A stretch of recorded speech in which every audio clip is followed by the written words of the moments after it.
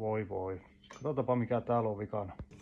Siellä on päässyt korkkaamaan kierteet kyllä nyt. En osaa sanoa, että onko mennyt tuosta laakerin kierteestä vai sitten täältä runkoputkesta, mutta kurkataan ja katsotaan.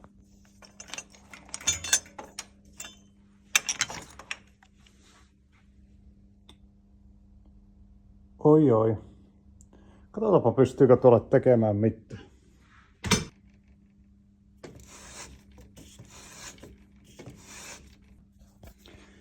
Joo. Ei saanut tarpeeksi hyviä tuosta kierteestä. Meidän pitää oikaista nämä pinnat ja laittaa tähän semmonen erilainen laakeri.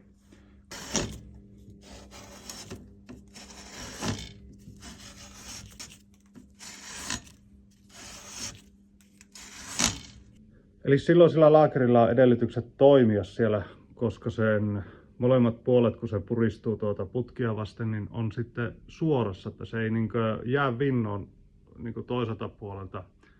Ja sehän taas syö sitten sen laakerin tosi nopsaa uudestaan rikki, jos se ei ole hyvin siellä akselissaan. Miten se nyt sanoo? Tehdäänpä tuo toinenkin puoli vielä. No niin, nyt voi sitten asentaa tämmönen kierteetön, miksi sitä nyt sanotaan? Joo, nyt voidaan laittaa sitten tämmönen kierteetön keskiölaakeri tänne ja sehän tulee, siis se on kierteetön sillä lailla, että näitä ei ruuvata tähän kehään kiinni, vaan se ruuvataan tänne laakeriin. Tässä itsessään on kierteet, niin se puristuu sitten tuonne väliin. No niin, kasassa on ja täällä on tosiaan nyt tuo laakeri paikallaan sitten ja kiristettynä ja ketju on kiristetty ja vaihteet säädetty. Se on varsin kustannustehokas tuokin laakeri, että joko 25 € tuommoinen vähän erikoisempi pötikkä. Normisti ne on jossain siellä 15-20 huiteella.